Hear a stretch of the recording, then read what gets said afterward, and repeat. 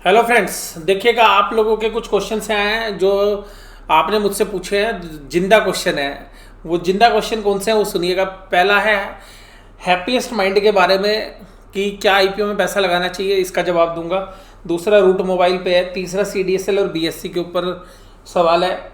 चौथा जो सवाल है वो आपका है Vinati organics, Balaji, alkyl amines, Divi's lab, India Mart, इन शेयर्स के ऊपर। फिर फार्मा गिरेगा तो क्या औंधे मुंह गिरेगा, आप लोगों ने शायद वो दूसरी वीडियो देखी है अभी। और मेक मनी पर क्या करें सर, आपकी राय बताइएगा। तो अगर गिरेगा तो मेक मनी भी तो गिरेगा। आप क्या मेक मनी बेच दिया आपने? बैंक्स में क्या करें? आप बोल रहे थे कि बैंक्स गिरेंगे, लेकिन उतने नहीं गिरे, ऊपर से गिर गए, लेकिन अभी क्या और भी गिर सकते हैं। और अगला सवाल है श्रीराम ट्रांसपोर्ट फाइनेंस पे कि इतनी लो पी रेशो है उस शेयर्स की, तो क्या खरीदने लायक बनता है या नहीं बनता है। तो ये सारे सवालों के जवाब जो है मैं आपको सिलसिलेवार तरीके से दूंगा। तो ये क्वेश्चंस जो भी हैं आपके, ये जो आपने हमारे जो चैनल्स के ऊपर कहीं ना कहीं पर किए होंगे, तो हमारी टीम ने जो है निकाल के इन क्वेश्चंस को जो है मेरे को दिया है। तो वो क्वेश्चंस जो है मुझे ठीक लगे, वो क्वेश्चंस मैंने सेलेक्ट कर लिए। तो देखिएगा हैप्पीएस्ट माइंड का जो है लोग बोल रहे हैं कि सर ग्रे मार्केट में प्रीमियम है तो आप क्यों नहीं अप्लाई कर रहे हैं। देखिएगा ग्रे मार्केट का प्रीमियम जस्टिफाई है, लेकिन ग्रे मार्केट है क्या चीज़? ग्रे मार्केट तो एक आर्टिफिशियल चीज़ है। वो कब उस ग्रे मार्केट का प्रीमियम खत्म हो जाता है हमें पता ही नहीं चलता। वो ग्रे मार्केट है क्या कि कुछ लोग जो है एप्लीकेशन सेल परचेज करते हैं आईपीओ की, उसके हिसाब से उसकी एक वैल्यू डिसाइड करते हैं। तो जो है मीडिया उसको शो करता रहता है कि 50-60% प्रीमियम है, लेकिन मुझे तो ऐसा लग रहा है ये अशोक सूटा जी और जेपी मॉर्गन अपना माल चिपका के हमारे को दे देंगे। अगर लिस्टिंग गेन हो गया तो ठीक है, और जो लोग उस शेयर्स के साथ बने रहेंगे फिर तो देखिएगा जो उसका कंपैरिजन इंडिया के जो बाकी आईटी प्लेयर्स है उसी के साथ होगा। छोटी कंपनी बड़ी कंपनी के साथ उसकी पीयर आप मान रहे हो उसको, और फिर उसके साथ उसको कंपेयर करोगे। मुझे हैप्पीएस्ट माइंड जो है फंडामेंटली जो है जस्टिफाई नहीं हो रहा। ये मेरा रीज़न है। आप खरीदना चाहे तो खरीद सकते हैं। लिस्टिंग गेन हो सकता है, मैं उस बात की मनाही बिल्कुल भी नहीं करूंगा, क्योंकि लिस्टिंग अगर ग्रे मार्केट प्रीमियम में रहेगा, मार्केट रहेगी सही, तो ग्रे मार्केट प्रीमियम मिल जाएगा, नहीं तो नहीं। लेकिन अगर शेयर चिपक गया तो हो सकता है कि फिर अगर मार्केट कंडीशन ठीक नहीं हुई या धीरे धीरे आपने अगर लंबे समय के लिए लिया, तो ये मुझे नहीं लगता कि जो है इन वैल्यूशंस को जस्टिफाई करता है। अशोक सूटा जी की उम्र भी जो 77 ईयर्स है, 2-3 साल और कंपनी के लिए काम करेंगे, उसके बाद वो भी रिटायरमेंट ले लेंगे, फिर पता नहीं कैसे परफॉर्म होगी। हमें तो लगता है कि ये सूटा जी का रिटायरमेंट प्लान है, यहाँ से पैसे निकाल लेंगे सूटा एंड फैमिली, और जेपी मॉर्गन भी पैसे निकाल के जो है अपने हवा हवाई हो जाएंगे। मेरा जो अपना पर्सनल ओपिनियन है, आपकी डिफरेंट ओपिनियन हो सकती है। दूसरा सवाल है जी रूट मोबाइल में। देखिएगा रूट मोबाइल का जो शेयर है वो वैल्यूएशन वाइज वो भी 30 की पी पर चल रहा है।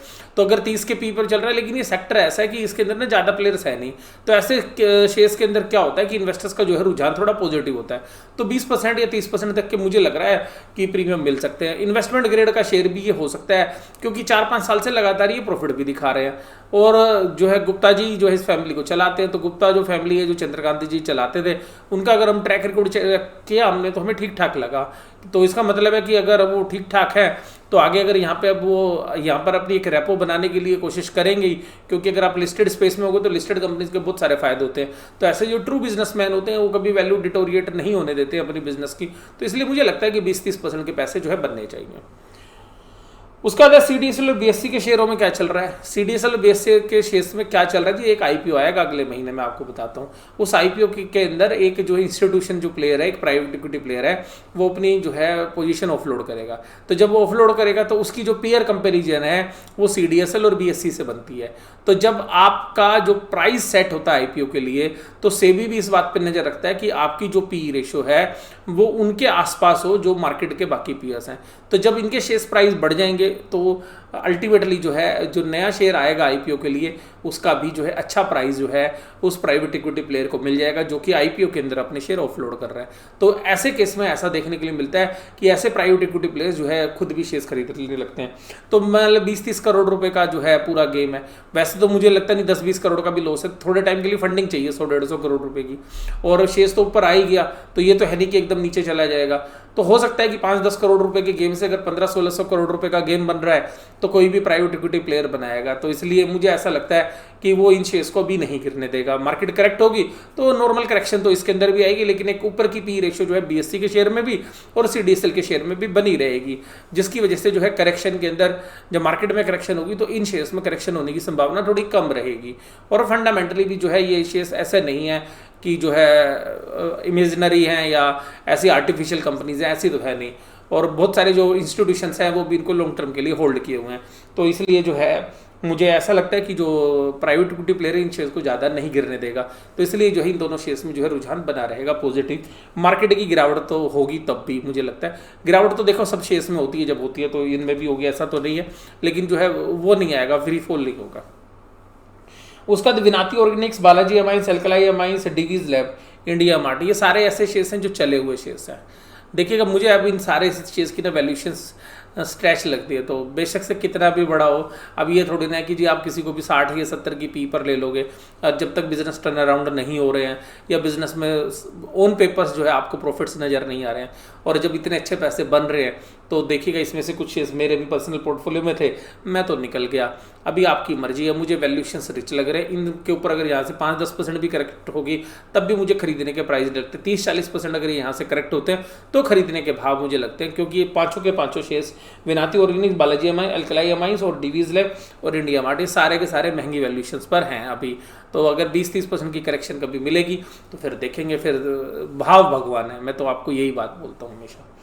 उसके बाद फार्मा गिरेगा तो फार्मा में कौन से शेयर्स खरीद सकते हैं, देखिएगा फार्मा के ऊपर मैंने 2 वीडियो शेयर की है, तो उनमें से देख लीजिएगा कौन सा शेयर आपको ठीक लग रहा है। क्या औंधे मुंह गिरेगा, देखिएगा जब करेक्शन आएगी तो मुझे लगता है कि फार्मा सबसे कम गिरेगा, क्योंकि एक आर्बिट्राज प्ले होता है। तो जब मार्केट गिरेगी तो इंडेक्स मैनेजमेंट के लिए क्या होता है कि जो फार्मा के जो शेयर्स हैं उनको बहुत तेजी से पकड़ा जाता है। अब फार्मा का वेट इंडेक्स के अंदर कम है, अब कम शेयर्स बचे हैं, तो जो इंडेक्स के अंदर जो शेयर्स हैं उनके अंदर गिरावट आपको सबसे कम नजर आएगी, और जब गिरेंगे तो उनको उठाने की सबसे पहले कोशिश होगी। तो आप उनको पकड़ने के लिए जो है पकड़ सकते हैं, वो सबसे पहले दौड़ लगाते हुए आपको नजर आएंगे।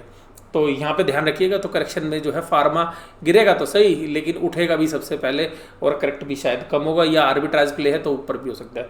सर आपके पास मेक मनी का शेयर है तो आपको बाजार सस्ता लग रहा है तो आपने क्या मेक मनी के शेयर्स बेच दिए? नहीं, जो मेरे लॉन्ग टर्म पोर्टफोलियो के शेयर्स है वो मैंने मेक मनी के नहीं बेचे हैं। तो क्या मेक मनी गिरेगा आपको पता, फिर आप क्यों नहीं? देखिए प्रिंसिपल है, ये प्रिंसिपल है, मेरा इन्वेस्टमेंट का प्रिंसिपल, मुझे पता है गिरेगा, लेकिन वो शेयर्स मैंने लॉन्ग टर्म इन्वेस्टमेंट के लिए लिए हुए हैं, वो 2023 के अंदर ही मैं सेल करूँगा, 20 और 23 के अंदर। तो 4-5 साल के अंदर मुझे पूरी उम्मीद है उन शेयर से अच्छी वेल्थ क्रिएट होगी, और नीचे आएगा तो और खरीदेंगे, फिर वो दोबारा से ट्रेड में निकल जाएंगे, चिंता की क्या बात है। तो नीचे मिलेगा तो सस्ता मिलेगा तो रखेंगे, महंगा मिलेगा तो निकल जाएंगे, इसमें कोई ऐसी इशू नहीं है। और जो इन्वेस्टमेंट के शेयर्स हैं वो इन्वेस्टमेंट के शेयर्स आपके जो है आप समझिएगा वो तो लंबे टाइम के लिए इन्वेस्टमेंट, तो जब आपने एक विजन रखा हुआ है तो मेरे जो टारगेट आएंगे तभी तो निकलूंगा, उससे पहले कैसे निकल सकता हूँ। और बताइए। हाँ जी, एक शेयर IDFC फर्स्ट बैंक पे भी जो है आ रहा था। IDFC फर्स्ट बैंक में देखिएगा, IDFC फर्स्ट बैंक के अंदर क्या देखो, जब बैंक गिरेंगे तो वो भी गिरेगा, प्रोपोर्शनेटली गिरेगा जितना सारे बैंक गिरे।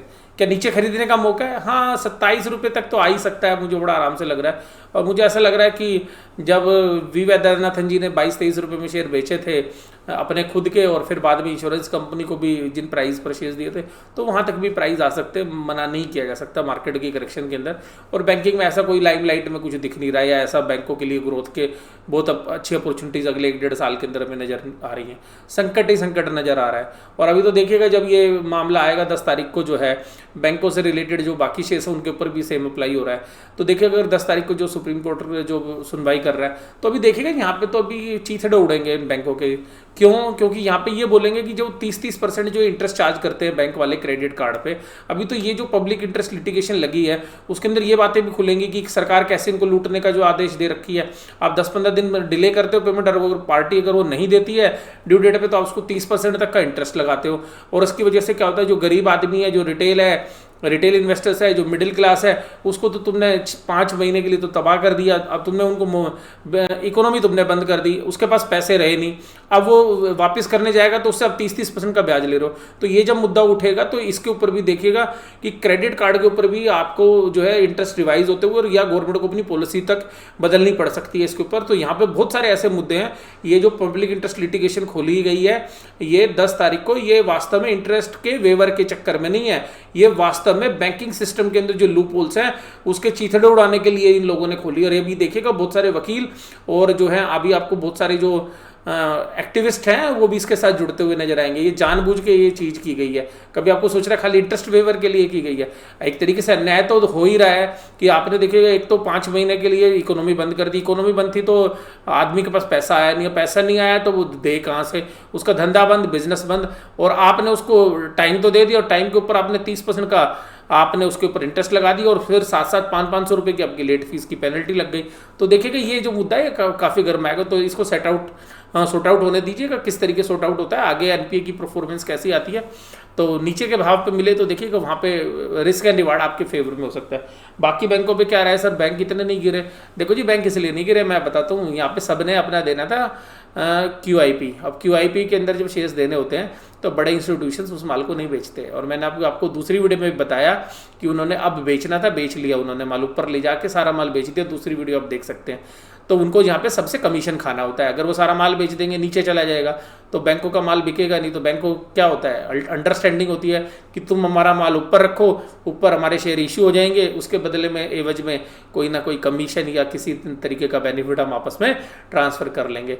तो ट्रांसफर प्राइसिंग होती है यहाँ पे, आप ये समझिएगा। इसलिए भी जो है ये जो पूरा गेम है ये कुछ अलग तरीके से चलता है। तो स्टॉक मार्केट में बहुत बार शेयर्स को नीचे रखने दिया जाता है, बहुत बार ऊपर रखने दिया जाता है। ये कभी कभी तो कंपनी के जो प्रमोटर्स हैं या मैनेजमेंट है ये भी इस बात को जानती है कि किस तरीके से अपने शेयर्स को मैनेज कराना है, क्योंकि वो अपनी रिक्वायरमेंट के हिसाब से जो है शेयर्स के प्राइस को मार्केट में मूव कराने की स्थिति में होते हैं। और जब उनको लगता है कि कोई नया IPO लाना है, FPO लाना है या शेयर्स इशू करने हैं या सब्सिडरी का IPO लाना है तो वो अपने शेयर्स प्राइस को गिरने नहीं देती। उसके लिए चाहे तो उनको खुद ओपन मार्केट से परचेज करने पड़े, यानी कि कुछ, क्योंकि लीगली तो खुद तो नहीं कर सकते लेकिन दूसरों को असिस्टेंस भी नहीं दे सकते, लेकिन वो इस तरीके का कोई समझौता कर लेते हैं जिससे कि उनके शेयर प्राइस के ऊपर जो है एडवर्स इम्पैक्ट ना पड़े। और उसके बाद जब वो चीज़ें IPO वगैरह या FPO में जो पैसे उठ जाते हैं उसके बाद जो है वो नॉर्मली छोड़ देते हैं। तो आप ध्यान रखिएगा। तो बहुत सारे QIP जो है पिछले 2 महीने के दौरान जो है सारे बैंकों ने और बहुत बड़ी बड़ी कंपनियों ने उठाए हैं। अगर उस समय मार्केट गिर जाती तो भाई साहब उन कंपनियों को पैसा कहाँ से मिलता, ये भी तो सोचने वाली बात है। उसके बाद है श्रीराम ट्रांसपोर्ट फाइनेंस। देखिएगा Shriram transport finance NBFC space में है, तो इसको भी अभी वैसे PE रेशियो नीचे की तरफ है, लेकिन ऑटो में तो रिकवरी आ गई है थोड़ी, लेकिन फिर भी देखिएगा प्रेशर तो हमें लगता ही है। NBFC में जो पुराने जो लोन्स इन्होंने दिए उसकी रिकवरी कैसे होती है, लगातार पैसा इनको फिर इकट्ठा करना पड़ता है मार्जिन्स के साथ साथ। और NCD जो है नॉन कन्वर्टेबल डिवेंचर्स है, पैसा इकट्ठा करना इतना आसान नहीं रहेगा। तो लॉन्ग टर्म फ्यूचर नहीं है ट्रेडिंग के लिए। अगर आपके पास शेयर्स हैं और आप कुछ अच्छे प्रॉफिट्स में, तो मुझे तो ऐसा लगता है कि श्रीराम ट्रांसपोर्ट फाइनेंस में भी पार्शियल कम से कम प्रॉफिट बुकिंग करके ही बैठना चाहिए। तो आपके जो सारे सवाल थे उनके जवाब मैंने लिए। आपको वीडियो कैसी लगी जरूर से जरूर आप मुझे बताइएगा। वीडियो देखने के लिए धन्यवाद।